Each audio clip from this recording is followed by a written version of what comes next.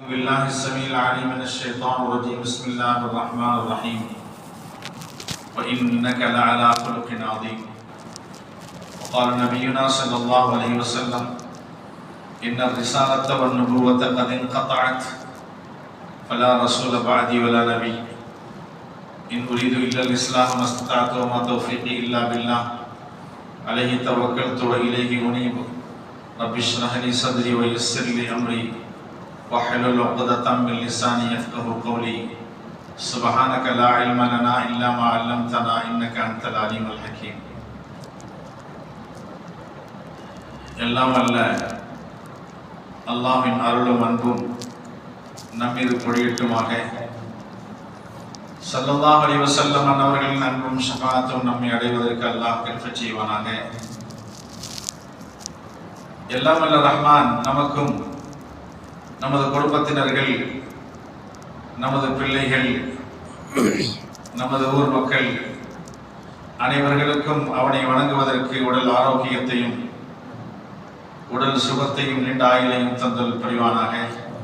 மருத்துவமனை கஷ்டங்கள், அதன் சிரமங்கள், அதன் செலவனங்களை விட்டும் நமக்கு நிரந்தர பாதுகாப்பை தந்தல் புரிவானாக. வானம் பூமி படைத்திருப்பதின் ஆபத்துகளை விட்டும் முசீபத்துகளை விட்டும் அல்லாஹ் ஜல்ல ஷானஹு வ தஆலா நமக்கு நிரந்தர பாதுகாப்பை தந்தல் புரிவானாக. உலகத்தில் ஏற்பட்டிருக்கின்ற முஸ்லிம்களுக்கு சோதனைகளை விட்டும் அல்லாஹ் நமக்கு காப்பாற்றி என்றும் சந்தோஷத்தை முஸ்லிம்களுக்கு தந்தல் புரிவானாக. புனித இல்லமாம் இறை இல்லமாம் கஅபத்துல்லாவை ஹஜ்ஜும் உம்ராவும் செய்யக்கூடிய வாக்கியத்தை தந்தல் புரிவானாக. ஸல்லல்லாஹு அலைஹி வஸல்லம் அவர்களின் ரௌலா ஷரீஃபுக்கு சென்று பெருமானாரை ஜியாரத் செய்யக்கூடிய பாக்கியத்தையும் அல்லாஹ் தந்தல் புரிவானாக. இந்த புனிதமான ஜும்மாவுடைய நேரத்திலே நம்முடைய துஆக்களை ஏற்று நம்முடைய பாவங்களை மன்னித்து ஸல்லல்லாஹு அலைஹி வஸல்லம் அவருடைய ஷஃபாஅத்தை பெற்று சுரத்திற்குரியவர்களாக அல்லாஹ் நம் அனைவர்களையும் ஆக்கில் புரிவானாக என்று கேட்டுக்கொண்டு சிறிய உரையை ஆரம்பம் செய்கிறேன். அல்லாஹ் ரசூல் எதை நமக்கு ஏவி நடக்கச் சொன்னார்களோ அதன்படி முழுமையாக நடந்து, எதை விட்டும் தவிர்த்து நடக்கச் சொன்னார்களோ அதை விட்டும் தவிர்த்து நடந்து இறையச்சத்தோடு வாழ்வதற்கு முதலில் எனக்கும் இரண்டாவதாக உங்களுக்கும் வசியத்தும் நசீகத்தும் செய்து கொள்கிறேன். பெருமைக்குரிய பெரியார்களே, சகோதரர்களே, அல்லாஹ் நல்லடியார்களே, ரபியுல் சானி ரபியுல் ஆஹிர் என்று சொல்லக்கூடிய இரண்டாவது வசந்தம் நம்மிடையே வந்திருக்கிறது. சென்ற வாரம் ஸல்லல்லாஹு அலைஹி வஸல்லம் அவருடைய குணாதிசயங்களை பற்றி, அவருடைய நற்குணங்களை பற்றி பேசினோம். இந்த வாரமும் அவருடைய நற்குணத்தை பற்றியும் அவருடைய இரக்க குணத்தை பற்றியும், சஹாபாக்கள் எப்படி இருந்தார்கள், இரக்க குணத்தோடு இருந்தார்கள், அது மட்டுமல்ல ஸல்லல்லாஹு அலைஹி வஸல்லம் அவர்கள் மற்ற பிராணிகளிடத்தில் எப்படி இரக்கத்தோடு நடந்து கொண்டார்கள் என்பதை பற்றியும் சில விஷயத்தை உங்களுக்கு சொல்லவும் கேட்கவும் ஆரம்பிப்போமாக. அல்லாஹ் அதற்கு தௌஃபீக்கை தந்தல்வானாக. பெருமைக்குரியவர்களே, ஸல்லல்லாஹு அலைஹி வஸல்லம் அவருடைய குணாதிசயங்கள் எப்படி இருந்தன? ஒரு காட்டு அரபி இடத்துல கூட கடுமையாக பேசுவார். காட்டு அரபி, ஒரு கிராமப்புறத்து அரபி எப்படி பேசுவார் என்பது நமக்கு தெரியும். ஸல்லல்லாஹு அலைஹி வஸல்லம் அவரிடத்திலே வந்து கேட்கிறார், அல்லாஹ்வின் தூதரே முஹம்மதே, நீங்கள் நபி என்பதற்கு என்ன ஆதாரம் என்று கேட்கிறார். ஸல்லல்லாஹு அலைஹி வஸல்லம் அவர்கள் ஒன்றும் கோபப்படலை, அழகான முறையில் சொன்னார், நான் நபி என்பதற்கு ஆதாரம் சொல்கிறேன். ஆதாரம் சொன்னால் நீங்கள் ஏற்றுக்கொள்வீர்களா? ஏற்றுக்கொள்கிறேன். இந்த பேரித்த மரம் இருக்குது அல்லவா, இந்த மரத்தை பாருங்கள், கொலை கொலையாக கனிகள் காய்த்திருக்கிறது. ஒரு கொலையை நான் அழைக்கிறேன், என்னிடம் வரும், வந்து மீண்டும் திரும்பவும் செல்லும். அப்படி நீங்கள் கண்டால் என்னை ஏற்றுக்கொள்கிறீர்களா, என்னை சாட்சி சொல்லுகிறீர்களா என்று கேட்கிற போது ஆம் சொல்லுகிறேன் என்பதாக சொன்னார். அந்த பெருமானார் ஸல்லல்லாஹு அலைஹி வஸல்லம் மரத்தை அழைத்தார்கள். அந்த பேரித்தவருடைய கொலையோடு ரசூலுல்லாஹ்வுடைய முன்னால் வந்து நின்றது. பெருமானார் ஸல்லல்லாஹு அலைஹி வஸல்லம் இர்ஜா, நீ திரும்பி செல்வீராக என்றார்கள். எந்த இடத்தில் இருந்ததோ அந்த இடத்திற்கு சென்று விட்டது.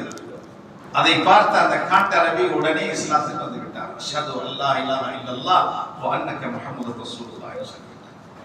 இப்படிதான் ரசூலுல்லாஹி ஸல்லல்லாஹு அலைஹி வஸல்லம் அணுகுமுறை எல்லோருக்கும் பிடிக்கும். அது எதிரியாக இருக்கட்டும், தோழராக இருக்கட்டும், யாராக இருந்தாலும் எப்படி பேசணுமோ அப்படி பேசுவார்கள். வீட்டில் இருக்கும் போது ஸல்லல்லாஹு அலைஹி வஸல்லம் அவர்கள் என்ன செய்வார்கள்? தன்னுடைய அவர்களுடைய உடையை அவர்களை சுத்தப்படுத்திக் கொள்வார்கள். அது மட்டுமல்ல, பெருமானார் ஸல்லல்லாஹு அலைஹி வஸல்லம் ஆட்டுக்கு பால் கறப்பார்கள். துணி கிழிந்திருந்தால் தானே தைப்பார்கள். செருப்பு அதாவது தன்னுடைய செப்பல் அறந்திருந்தால் தானே தைப்பார்கள். பெருமானார் அவர்கள் ஒட்டகத்தை தானே கட்டுவார்கள், தானே தீனி போடுவார்கள், தன்னுடைய வேலையை தானே செய்து கொள்வார்கள், வீட்டை பெருக்குவார்கள்.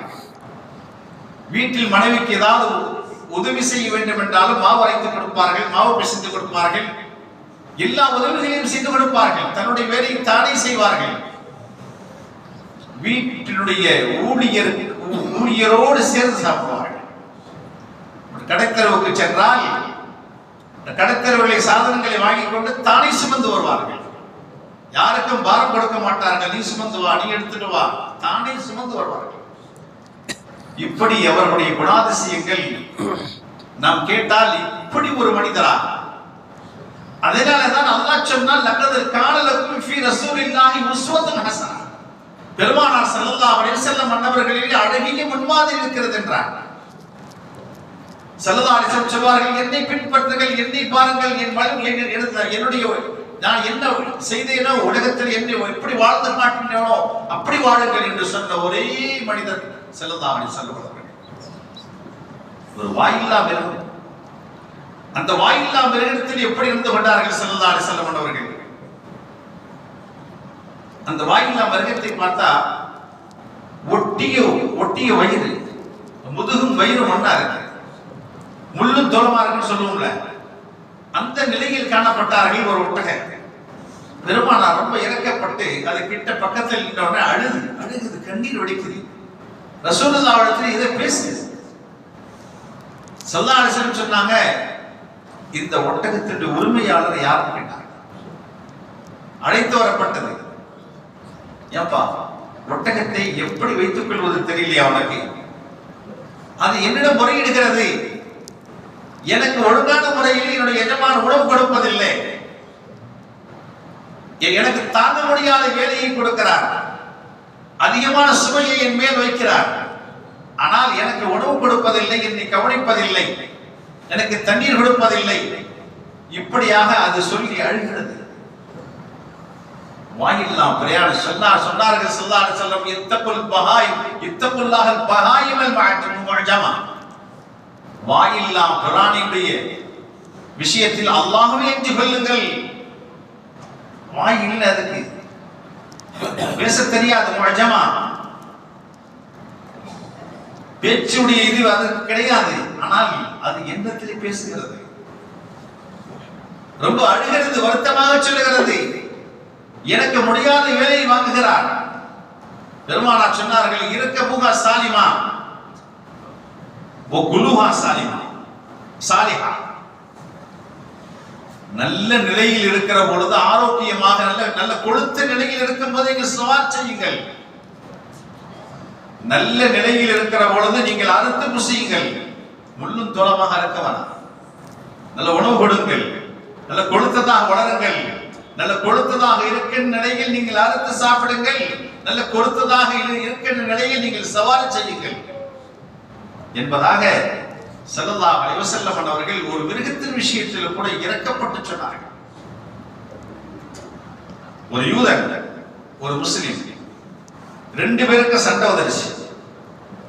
முஸ்லிம் யூதனை அடித்து விட்டார்.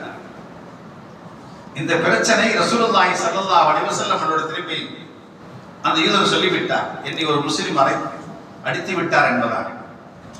இப்ப ரசூலுல்லாஹ் அந்த முஸ்லிமை கூப்பிட்டு விசாரிச்சாங்க, யா ரசூலுல்லாஹ், நான் ஏன் அடித்தேன் என்றார். அவர் இந்த உலகத்திலேயே மூசா அலைஹிஸ்ஸலாம் அன்னவர்களை மிகவும் அல்லாஹ் கண்ணியப்படுத்தியிருக்கிறான், உயர்த்திருக்கிறான் எல்லா நபிமார்களை விட என்று சொன்னார். எனக்கு கோபம் வந்துருச்சு, அடிச்சுட்டேன். நான் சொன்னேன், எல்லா நபிமார்களை விட ரசூலுல்லாஹ் உயர்ந்தவர்கள் என்று சொன்னேன். அதற்கு இருவர்களையும் குறிப்பிட்டு ரசூலுல்லாஹி ஸல்லல்லாஹு அலைஹி வஸல்லம் அவர்கள் சமாதானப்படுத்துகிறார்கள். மற்ற நபிமார்களை விட என்னை உயர்த்தி பேசாதீர்கள். சொல்றாங்க, மற்ற நபிமார்களை விட என்னை உயர்த்தி பேசாதீர்கள். ஏன்? ஆகிரத்திலே கியாமத் நாளையிலே எல்லாம் மயக்கப்பட்டு விழுந்து விடுவார்கள். அந்நேரத்தில் முதல் மயக்கத்திலிருந்து தெளிந்து நிற்பவன் நான் தான். முதல் மயக்கம் தெளியக்கூடியவன் நான் தான். மயக்கம் தெளிந்த பிறகு எழுந்திருத்து பார்ப்பேன், அரசுடைய தூணை பிடித்துக் கொண்டு மூசா அலைஹிஸ்ஸலாம் இருப்பார்கள். இப்ப நான் நினைப்பேன், நம்ம தானே முந்தி எழுந்திருக்கோம், இவங்க எப்போ முடிச்சாங்க, எப்போ மயக்கம் தெளிந்து எழுதிட்டாங்க, இவங்க அரசுடைய தூணை பிடிச்சு நிக்கிறாங்களே. ஒரு சமயம் தூசினா மலையில மயக்கமற்று விழுந்தார்களே, அல்லாஹ் உன்னை காண வேண்டும் என்று சொல்லும் பொழுது அல்லாஹ்வுடைய ஜலாலியத்தை நூரை காண்பித்த போது மயக்கமுற்று விழுந்தார்களே, அந்த மயக்கத்தினால் இப்ப மயக்கமில்லையோ என்று எண்ணினேன். அப்போ இருவர்களுக்கு மத்தியில் சமாதானத்தை படுத்துகிறார்கள். என்னை விட எல்லா நபிமார்களை விட என்னை உயர்த்தி பேசாதீர் என்பதாக. எந்த அளவுக்கு ஸல்லல்லாஹு அலைஹி வஸல்லம் அவர்கள் அக்லாத்தை பாருங்கள், நற்குணங்கள். இந்த குணத்தை பார்த்துத்தான் ரொம்ப பேர் இஸ்லாத்திற்கு வந்தார்கள். அன்புக்குரியவர்களே, அதே போல சஹாபாக்களுடைய இரக்கத்துணை ரொம்ப இரக்க குணம் எப்படி இருந்துச்சுன்னா, பத்ர் போர்ல சிறைகள் கைது பிடிக்கப்பட்டார்கள். இந்த கைதிகளை எல்லாம் என்ன செய்ய வேண்டும் என்பதாக ஸல்லல்லாஹு அலைஹி வஸல்லம் அவர்கள் ஆலோசனை கேட்கிறாங்க. ஹஜ்ரத் அபூபக்கர் இருக்கிறாங்க, ஹஜ்ரத் உமர் இருக்கிறாங்க, அப்துல்லாஹ் இப்னு ரவாஹா இருக்கிறாங்க, இன்னும் மற்ற சஹாபாக்கள் இருக்கிறாங்க. ஆலோசனை கேட்கிறாங்க, இந்த கைதிகள் என்ன செய்யணும்? ஹஜ்ரத் அபூபக்கர் சொன்னாங்க, இவர்கள் எல்லாம் உங்கள் குடும்பத்தினர்கள், உங்கள் உறவினர்கள், உங்கள் ஊர்க்காரர்கள், மக்காவாசிகள். இவர்களை கொஞ்சம் விட்டு பிடிங்கள், திரிந்து வரலாம் என்பதாக இறக்க குணத்தை பாருங்க. என்ன ஸல்லல்லாஹு அலைஹி அபூபக்கரை பத்தி சொன்னாங்க, அரஹம் உம்மத்தி பி உம்மத்தி அபூபக்கர் வ அஷத்துஹும் ஃபீ அம்ரில்லாஹி உமர். ஒவ்வொரு ஃபத்வாயில வெளிக்கிற போது என்ன சொன்னாங்க, என்னுடைய உம்மத்தினர்கள் மிக இரக்கக்கூடியவர்கள். உம்மத்தினர்களை பற்றி, உம்மத்தினர்கள் மீது ஹஜ்ரத் அபூபக்கர் ரொம்ப இரக்கமுள்ளவர். அல்லாஹ்வுடைய விஷயத்திலே ஹஜ்ரத் உமர் கடுத்து உள்ளவர், ரொம்ப கடுமையானவர். அஷத்துஹும் ஃபீ அம்ரில்லாஹி உமர். ரெண்டு பேரும் மத்தியில சொல்ல எப்படி சொல்றாங்க பாருங்க, அவர் இரக்க குணமுடையவர். ஆனால் உமர் அல்லாஹ்வுடைய விஷயத்திலே மிக கடுமையாக நடந்து கொள்ளக்கூடியவர்கள். அபூபக்கர் சொல்றாங்க, அவங்க விட்டு பிடிங்க, திருந்தலாம் என்பதாக.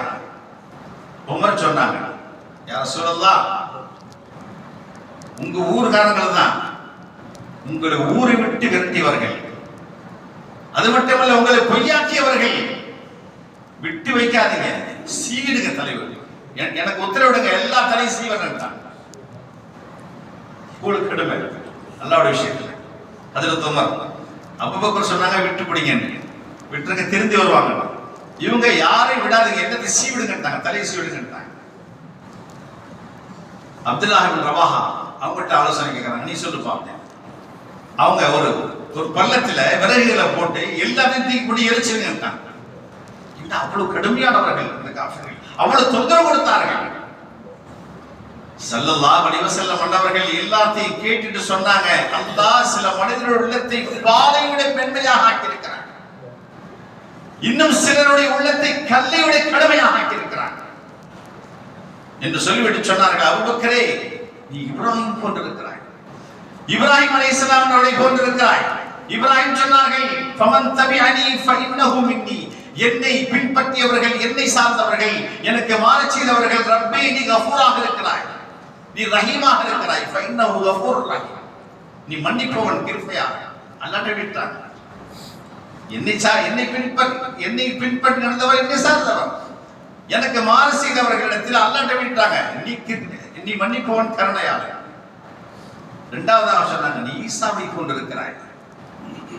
ஈசா அலைஹிஸ்ஸலாம், இன் துஅத்திபஹும் ஃபஇன்னஹும் இபாதுக, அவர்களை தண்டித்தால், நீ வேதனை செய்தால் அவர்கள் உன்னுடைய அடியார்கள் தான். வைன் தக்ஃபிர் லஹும், நீ அவர்களை மன்னித்தால்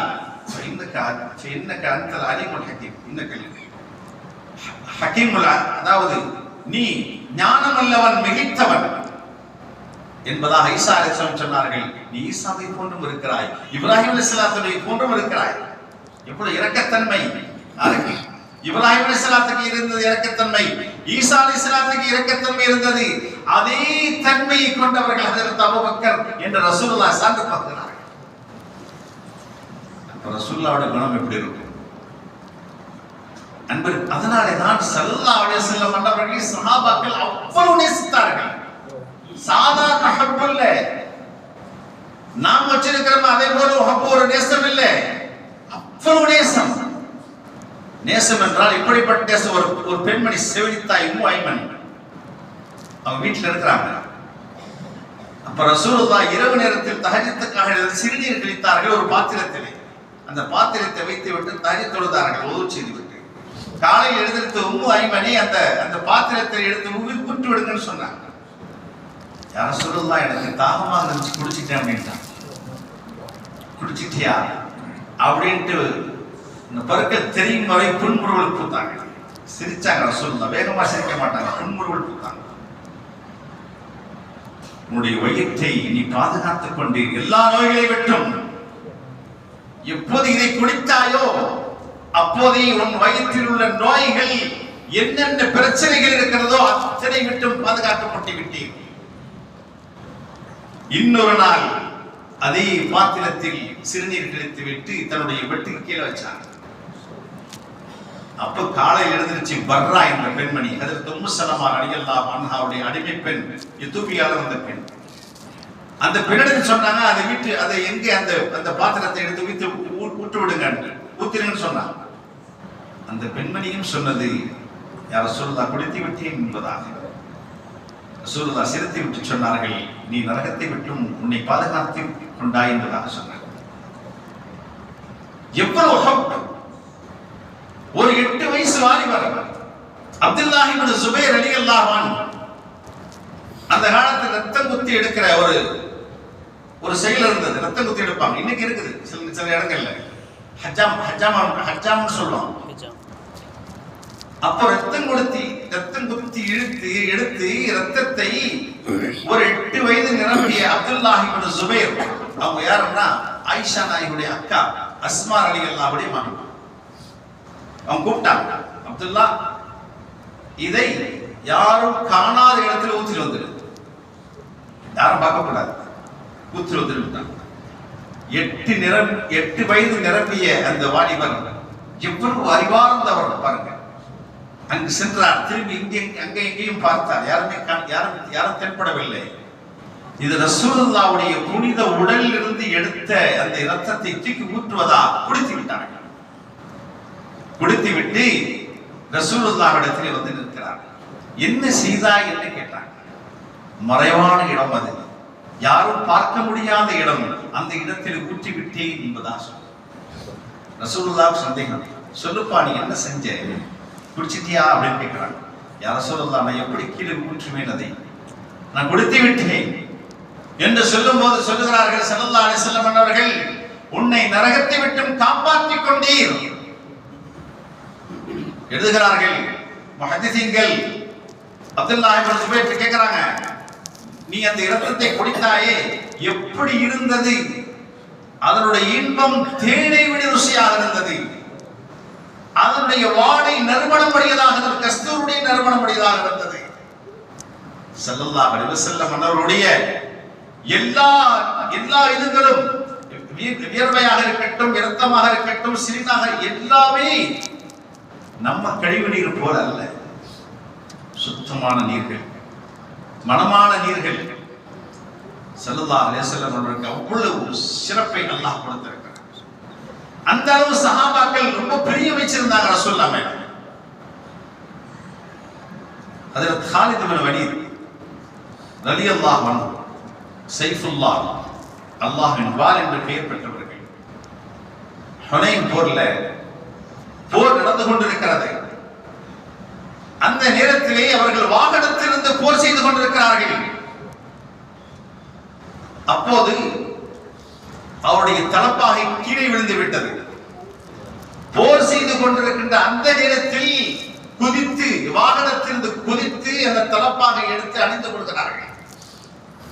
அப்ப கேட்கப்பட்டுச்சு, இந்த நேரத்திலே நீங்கள் வாகனத்திற்கு குதித்து அந்த தலப்பாகை எடுத்தீர்களே, காரணம் என்ன? எதிரிகள் உங்களை வீழ்த்தி விட்டால் என்ன செய்வது? சொன்னார்கள் ஹஜ்ரத் காலித் இப்னு வலீத், அந்த தலப்பாகைக்குள்ளே பெருமானார் ஸல்லல்லாஹு அலைஹி வஸல்லம் திருமுடி இருக்கிறது. அந்த முடியின் பரக்கத்தினால் இத்தனை போர்களில் அல்லாஹ் எனக்கு வெற்றி கொடுத்தான். எனக்கு வெற்றி கொடுக்கும் போதெல்லாம் இந்த முடிதான் காரணம். பெருமானாருடைய முடியை பெருமானார் ஸல்லல்லாஹு அலைஹி வஸல்லம் முடியை சுமந்திருப்பதன் காரணமாகத்தான் அல்லாஹ் எனக்கு வெற்றியை தருகிறான் என்ற ஒரு எண்ணம் எனக்கு கீழே விழுந்து விட்டதே. அல்லாஹ் எனக்கு வெற்றி கொடுக்கவில்லை என்றால் என்ன செய்வது? அதனால தான் வாகனத்திலிருந்து குதித்து அந்த தலப்பாகை நான் அணிந்து கொண்டேன் என்பதாக ஹஜ்ரத் காலித் இப்னு வலீத் ரலியல்லாஹு அன்ஹு சொல்கிறார். எப்படி ரசூலுல்லாஹ்வுடைய முடி மட்டுமல்ல, ரசூலுல்லாஹ்வுடைய நிகங்கள், உடலில் உள்ள எல்லாமே ஒரு உயிர் இருக்கும் போது அது சுத்தமானதுதான். உயிர் சென்று விட்டால் அசுத்தம். ஆனால் ஸல்லல்லாஹு அலைஹி வஸல்லம் அவர்களுக்கு உயிர் இருக்கும் போதும் சுத்தம், உயிர் இல்லாத போதும் சுத்தம். அவருடைய எல்லா முடிகள் நகங்கள் தான். ஹஜ்ரத் உம்மு ஸலமா ரலியல்லாஹு அன்ஹா பெருமானாருடைய பிராட்டியார், அவர்களிடத்திலே பாத்திரங்கள் வரும் ஓதி விடுவதற்காக. யாருக்காவது கண்ணீர் நோய்கள், யாருக்காவது வியாதிகள் இருந்தால் ஒரு பாத்திரம் தண்ணி கொண்டு வருவாங்க. அவங்க வெள்ளினால் உண்டான ஒரு சிமிழ் வச்சிருப்பாங்க, அதை எடுத்துட்டு வருவாங்க. அதுல ரசூலுல்லாஹ்வுடைய முடி இருக்கும்.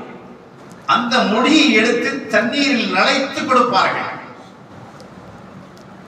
அதை அவர்கள் குடிப்பார்கள், அவர்கள் குணமடையும். அதை ஒரு சஹாபி சொல்கிறார்கள், அதை எட்டி பார்த்தேன், அதில் என்னதான் இருக்கிறது? சிவப்பு நிற முடிகள் இருந்தன என்பதாக அந்த சஹாபி சொல்கிறார்கள்.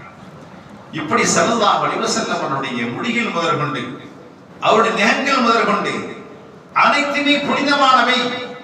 எல்லா சஹாபாக்களும் அதை எடுத்து வைத்திருந்தார்கள். காலித் இப்னு வலீத் சொல்றாங்க, ரசூலுல்லாஹ் உம்ரா செய்யும் போது முடி எடுத்தார்கள் அல்லவா, அந்த முடியை எல்லாருக்கும் பங்கிட்டு கொடுத்தார்கள். அப்போது எனக்கும் ஒரு முடி கிடைத்தது. நான் அதை பத்திரப்படுத்தி வைத்திருக்கிறேன். எந்த போரிலும் எனக்கு வெற்றி கிடைக்கின்றது என்றால் ரசூலுல்லாஹ்வுடைய முடியை சுமந்திருப்பதன் காரணமாகத்தான் எனக்கு வெற்றி கிடைக்கிறது என்பதாக சொல்றார்கள். அன்புக்குரிய பிரியார்களே, இப்படி ஸல்லல்லாஹு அலைஹி வஸல்லம் அவருடைய செய்திகள் எத்தனையோ இருக்கிறது.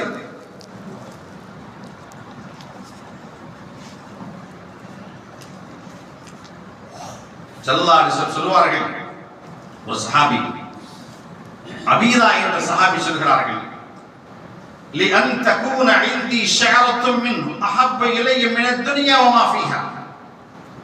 ரசூலுல்லாஹ்வுடைய ஒரு முடி என் வீட்டில் இருப்பது இந்த உலகம் உலகத்தை விட சிறந்தது. உலகத்தில் எத்தனை பொருள்கள் இருந்தாலும் கூட எனக்கு சிறப்பல்ல, ரசூலுல்லாஹ்வுடைய ஒரு முடி என் வீட்டில் இருப்பது சிறப்பு என்று சொன்னார்கள். எந்த அளவு ரசூலுல்லாஹ் மீது அன்பு வைத்திருந்தார்கள் சஹாபாக்கள். அன்பிற்குரிய பெரியார்களே, இப்படித்தான் ஸல்லல்லாஹு அலைஹி வஸல்லம் வாழ்க்கை இருந்தது. அதே போல சஹாபாக்கள், ஒவ்வொரு சஹாபாக்களும் அவ்வளவு அனுபவித்திருந்தார்கள். ஹஜ்ரத் உமர் மேற்பட்டவர்கள். ஏன்? முஹம்மது ரசூலுல்லாஹ் ஸல்லல்லாஹு அலைஹி வஸல்லம் அல்லாஹ்வுடைய திருத்தூதர். வல்லதீன மஅஹு அஷித்தாஉ அலல் குஃபார், அவர்களோடு இருப்பவர்கள் குஃபார்கள் மீது கடினம் உள்ளவர்கள். ருஹமாஉ பைனஹும், இன்னும் அவர்களுக்கு மத்தியிலே ரொம்ப கிருபையாக இருக்கக்கூடியவர்கள். ஹஜ்ரத் உமர் எப்போதுமே முஃமின்களிடத்தில் கிருபையாக இருப்பாங்க. காஃபிர்களை கண்டால் ரொம்ப கடினமாக நடந்து கொள்வார்கள். அல்லாஹ் சொல்லிட்டாங்க, உமருடைய பண்பு அப்படித்தான், அவங்க குணாதிசயமே அப்படித்தான், ரொம்ப கடுகடுப்பானவர்கள். ஏன்? வீதியிலே ஹஜ்ரத் அபூபக்கர் நடந்தா எல்லா பிள்ளைகளும் கிட்ட வந்துடுவாங்க. எல்லா பிள்ளைகளும் கிட்ட வந்து விளையாடுவாங்க. ஹஜ்ரத் அபூபக்கர் உமரை கண்டா விரண்டு விடுவாங்க. ஏன்? உமரை கண்டா ஷைத்தானே விரண்டு விடுவான். ஒரு வீதியில உமர் நடந்தால் அடுத்த வீதியிலே ஷைத்தான் நடப்பான். காரணம், உமர் அவர் கடினமானவர். ஷைத்தானை பிடிக்காது, விரோதிகளை பிடிக்காது, குஃபார்களை பிடிக்காது. அல்லாஹ் ரசூலை ஏற்றுக்கொண்டவர்கள் மட்டுமே பிடிக்கும் அவர்கள். ஆனால் ஹஜ்ரத் அபூபக்கர் அப்படி இல்லை. எல்லோருடையும் கருணையாக நடந்து கொள்வார்கள். ஸல்லல்லாஹு அலைஹி வஸல்லம் அவருடைய குணாதிசயங்கள் எப்படியோ அதே குணத்தை ஹஜ்ரத் அபூபக்கர் இடத்துல பார்க்கலாம். மக்களிடத்தில் பேசும்போதும் சரிதான், ரொம்ப கருணையோடு பேசுவாங்க ஹஜ்ரத் அபூபக்கர். அதனால தான் ஸல்லல்லாஹு அலைஹி வஸல்லம் அர்ஹம் உம்மத்தி பி உம்மத்தி சொன்னாங்க. என்னுடைய உம்மத்திலேயே உம்மத்தின் மீது ரொம்ப கருணை உள்ளவர் அபூபக்கர். அன்புக்குரிய பெரியார்களே, சகோதரர்களே, இப்படி ஸல்லல்லாஹு அலைஹி வஸல்லம் வாழ்க்கையை நமது வாழ்க்கையாக கொண்டோம் என்றால் நிச்சயமாக நமக்கு வெற்றி இருக்கிறது.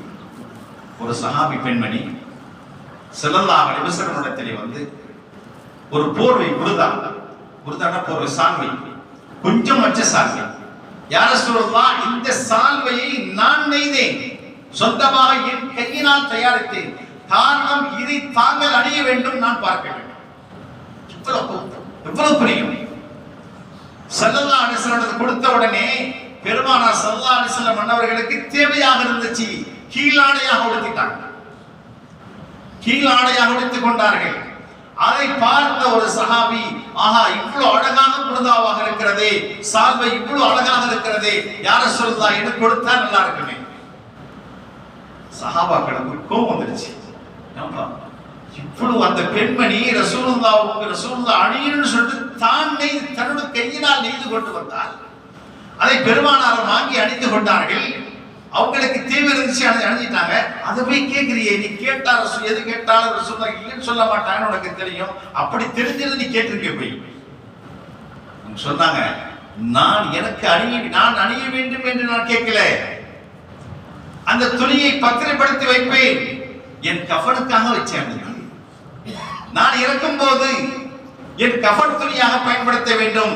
ஏன் ரசூலுல்லாஹ் மேனியில் அணிந்த அந்த துண்டு எனது மேனியில் அணியப்பட வேண்டும், எப்போது நான் வஃபாத்தான பிறகு. ஏனென்றால் என்னை கபரில் அடக்கம் செய்த பிறகு 3 கேள்விகளை கேட்பார்கள் அல்லவா? அதில் ஒரு கேள்வி, பெருமானாரை காண்பித்து இவர்கள் யார் என்று கேட்பார்களே, இவர்கள் தான் இந்த ட்ரெஸ்ஸுக்கு உரியவர்கள், இதோ அணிந்திருக்கிறேனே இந்த கஃபன் துணி, இந்த கஃபன் துணிக்கு உரியவர்கள் அவர்கள் தான் என்று சொல்லுவேன் என்பதாக சொன்னார். பிரியும் ரசூலுல்லாஹ்வுக்கு சஹாபாக்கள், அவர்கள் அணிந்த துணியை நாம் அணிகிற பொழுது நமக்கு நரகவேதனை இருக்காது என்பதாக. அவருடைய நிகங்கள், அவருடைய வியர்வைகள் அத்தராக பயன்படுத்தப்பட்டன. அவர்கள் நிகங்களை அழைத்து சுர்மாவாக பயன்படுத்தப்பட்டன.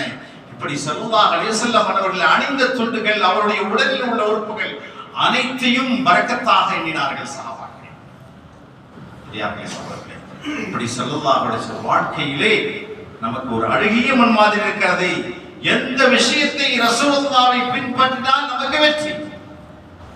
இதை ரசூலுல்லாஹ் செய்தார்கள், அதனால் நான் செய்கிறேன் என்று சொல்லுங்கள், உங்களுக்கு நன்மை இருக்கிறது. அது ஒரு சுன்னத்தை ஹயாத்தாக்கிய சவாப் உங்களுக்கு கிடைக்கிறது.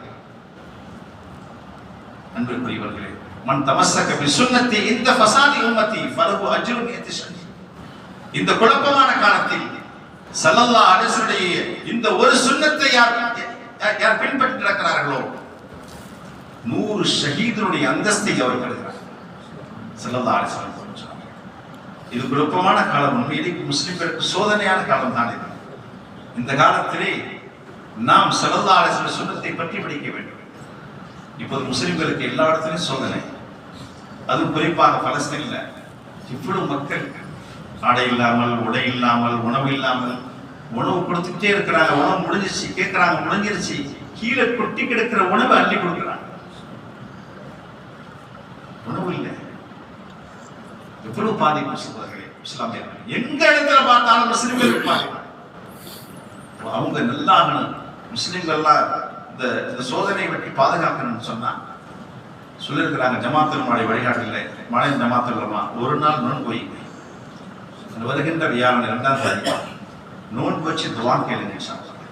முஸ்லிம்கள் எல்லோரும், உலகத்தில் உண்டான முஸ்லிம்கள் பாதிக்கப்பட்டிருக்கிறார்கள், அவர்களுக்காக நோன்பு வச்சு நீங்கள் துஆ கேளுன்னு சொல்லியிருக்கிறாங்க. ஸல்லல்லாஹு அலைஹி வஸல்லம் அவர்கள் வியாழக்கிழமை நோன்பு வச்சிருக்கிறாங்க, திங்கட்கிழமை நோன்பு வச்சிருக்கிறாங்க. அது சுன்னத். என்ன ரசூலுல்லாஹ் இந்த நாள் வைத்திருக்கிறார்கள், அதனால் நான் வைத்தேன் இந்த யௌமுல் ஹமீஸ் வியாழன் என்று எண்ணத்திலே வைத்தால் அது நன்மை சுன்னத்தாக மாறுகிறது. நோன்பு வைத்து திக்ர்கள் செய்து துஆக்களை செய்து அவர்களுக்காக நாம் அல்லாஹ்விடத்தில் துஆ செய்தால் நிச்சயமாக நமது துஆக்கள் அங்கீகரிக்கப்படும். எதை கேட்டோமோ அதன்படி அமல் செய்வதற்காக எனக்கும் உங்களுக்கும் தௌஃபீக் தந்தல்வானாக என்று கேட்டுக்கொண்டு சிறியவரின் வருகிறேன். வாஹர் தஅவானா அல்ஹம்துலில்லாஹி ரப்பில் ஆலமீன். அஸ்ஸலாமு அலைக்கும் வரஹ்மத்துல்லாஹி.